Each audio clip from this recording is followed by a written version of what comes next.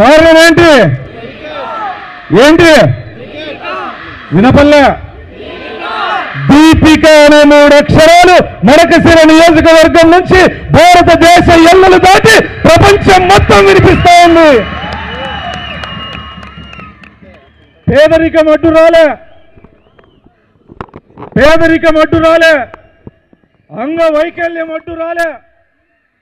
చిన్నప్పటి నుంచి ఏ అంగవైకల్యాన్ని చూసి అవమానపరిచారో దాన్నే ఆయుధంగా తీసుకొని భారతదేశ ప్రధానమంత్రి చేత శభాష్ అనిపించుకున్న నా సోదరి దీపికను ఆశీర్వదించడానికి, స్వాగతించడానికి మడకశిర నియోజకవర్గంలో ఉన్న ఇంత పెద్ద ఎత్తున వచ్చిన ప్రతి ఒక్కరికి కృతజ్ఞతలు తెలియజేస్తూ, మీకు స్ఫూర్తి కలగాలని, మీకు చైతన్యం కలగాలని ఈ కార్యక్రమం నిర్వహించడం జరుగుతూ ఉంది.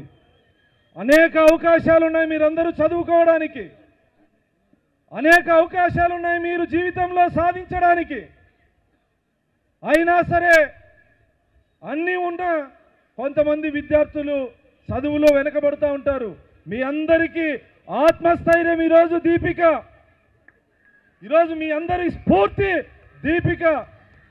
అవకాశాలు లేని చోట అవకాశాలని సృష్టించుకొని దేశం గర్వించదగ్గ బిడ్డగా,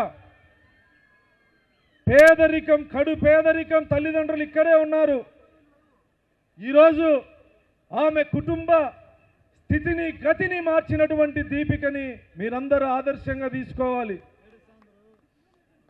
సాధించాలనే తపన, ఏదైనా సాధించాలనే తపన ఉండి సాధనతో సాధించలేనిది ఏదీ లేదని నిరూపించిన దీపికను మనందరం ఆదర్శంగా తీసుకోవాలి. అనేక అవమానాలుంటాయి, అనేక బాధలుంటాయి, కష్టాలుంటాయి. జీవితంలో సక్సెస్ ఏది అంత ఈజీగా రాదు. సక్సెస్ ఒక్కసారి వస్తే సమాజం స్వాగతం పలుకుతుందనడానికి ఈరోజు దీపికకు మీరందరూ పలికిన స్వాగతం ఒక నిదర్శనం. అందుకే మీ అందరికీ, విద్యార్థులందరికీ విజ్ఞప్తి చేస్తా ఉన్నా, ప్రభుత్వాలు అన్ని రకాలుగా మీకు ప్రోత్సాహకాలు అందిస్తూ ఉన్నాయి. క్రీడల్లో, చదువులో అన్ని వసతులు, సౌకర్యాలు కల్పిస్తూ ఉన్నాయి. ఖచ్చితంగా మీరు కూడా ప్రతి ఒక్క విద్యార్థిని ఒక దీపిక కావాలి. ప్రతి ఒక్క విద్యార్థి దీపికను స్ఫూర్తిగా తీసుకోవాలి. మీరు ఒక్కసారి ఆమె మాటల్లో ఆమె జీవిత చరిత్రని కానీ, లేదా ఆ అమ్మాయి పడ్డ కష్టాలు కానీ, స్కూల్లో చేర్పిస్తే ఆ స్కూల్లో ఆమెకున్నటువంటి లోపాన్ని ఎత్తి చూపుతూ అవమానపరిస్తే అవమానం దగ్గర ఆగిపోలే, ఆమెని మానసికంగా హింసిస్తే హింస దగ్గర ఆగిపోలే. ఎక్కడో ఇతర రాష్ట్రాల్లో చదువుకొని కర్ణాటక నుంచి ఆ రాష్ట్రానికి ఆడి ఆంధ్రప్రదేశ్లో పుట్టిన ఈ గడ్డకు పేరు తీసుకొచ్చి ఎక్కడ అవమానాలు, బాధలు, కష్టాలు, ఆమెకున్నటువంటి పరిస్థితులు ఏవి దీపిక విజయానికి అడ్డు రాలేదు. దానికి కారణం అచంచలమైన ఆత్మవిశ్వాసం, అచంచలమైన ఆత్మస్థైర్యం. నేను మహిళని, నేను బాలికని, నాకు అంగవైకల్యం ఉందని ఎక్కడ ఆత్మనునిత భావానికి లోను కాకుండా ఆత్మస్థైర్యంతో ఈరోజు విజయం సాధించింది. గెలిచిన వెంటనే కర్ణాటక ప్రభుత్వం స్వాగతం పలికింది. రెండో రోజు భారతదేశ ప్రధానమంత్రి స్వాగతించాడు. మూడో రోజు మన రాష్ట్ర ముఖ్యమంత్రి గౌరవ చంద్రబాబు నాయుడు గారు స్వాగతించారంటే విజయానికి ఉన్నటువంటి విలువ తెలుసుకోవాల్సిందిగా మీ అందరికీ విజ్ఞప్తి చేస్తా ఉన్నా. ఈరోజు ఆంధ్రప్రదేశ్ ప్రభుత్వం అన్ని ప్రభుత్వ కళాశాలలు, హాస్టల్స్, పాఠశాలల్లో విద్యాశాఖ మంత్రిగా నారా లోకేష్ గారు విద్యార్థులు ఉన్నటువంటి నైపుణ్యాన్ని బయటికి తీసే విధంగా ఈరోజు విద్యా వ్యవస్థని ప్రక్షాళన చేస్తూ ఉన్నారు.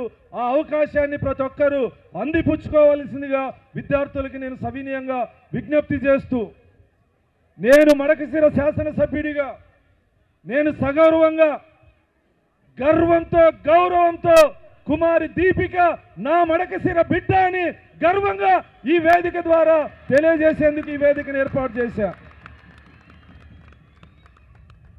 పబ్లిసిటీ కోసం కాదు, మీ అందరికీ ఆత్మస్థైర్యాన్ని నింపడం కోసం దీపికని ఈరోజు మీ ముందుకు తీసుకొచ్చా. అదేవిధంగా జీవితంలో సక్సెస్ సాధించిన ఐఏఎస్ గారిని, ఐపీఎస్ గారిని, నటనలో కష్టపడి పైకొచ్చిన సాయి కుమార్ గారిని, రాజకీయాల్లో సక్సెస్ అయిన సవితమ్మ గారిని, సింధూర గారిని విజయాలకి గుర్తులుగా మీ ముందుకు తీసుకొచ్చాం. మీరందరూ స్ఫూర్తిగా ప్రేరణగా తీసుకోవాలని చెప్పి సందర్భంగా మీ అందరికీ విజ్ఞప్తి చేస్తూ ఆత్మన్యూనతా భావాన్ని వదిలి ఆత్మస్థైర్యంతో ముందుకెళ్తారా? వినపల్లే ఈరోజు దీపిక తల్లిదండ్రుల గర్వం, దీపిక తల్లిదండ్రుల ఆత్మగౌరవం, మడకశిర కుగ్రామంలో, ఆ గ్రామంలో కూడా వాళ్ళు అనేక అవమానాలు పొందింటారు.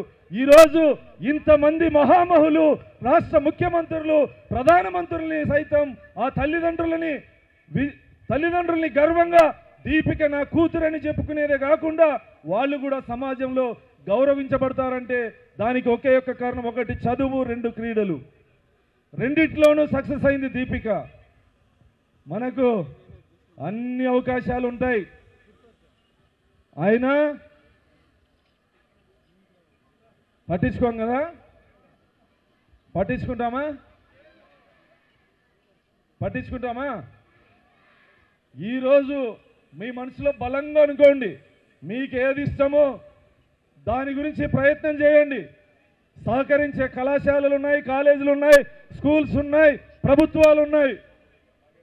ఖచ్చితంగా సక్సెస్ కావాలని మీ అందరికీ విజ్ఞప్తి చేస్తూ, ఇంకా అతిథులు అనేక మంది ఉన్నారు, మాట్లాడే వాళ్ళు ఉన్నారు కాబట్టి ఇప్పుడు పుట్టపర్తి శాసనసభ్యురాలు సోదరి సింధూర గారిని మాట్లాడవలసిందిగా విజ్ఞప్తి.